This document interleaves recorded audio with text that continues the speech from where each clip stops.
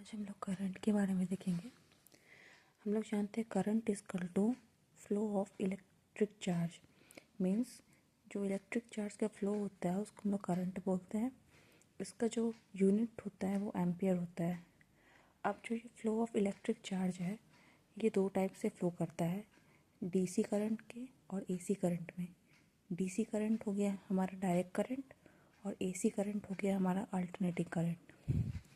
अब DC current होता क्या है? डीसी करंट को हम लोग डायरेक्ट करंट भी बोलते हैं। इसमें जो करंट का फ्लो होता है वो सेम डायरेक्शन में होता है। इसका जो मैग्नीट्यूड होगा वो कांस्टेंट होगा और जो हम लोग सोर्स होता है जो डीसी करंट से चलता है वो हमारा सेल या बैटरी।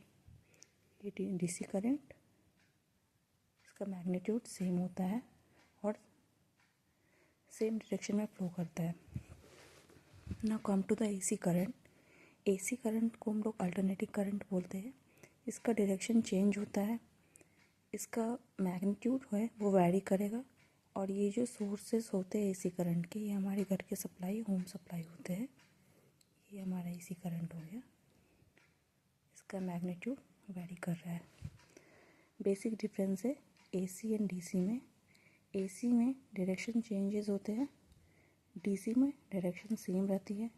एसी होम सप्लाई में हम लोग यूज़ करते हैं, डीसी बैटरीज में। एसी में फ्रीक्वेंसी होती है, डीसी में कोई फ्रीक्वेंसी नहीं होती है।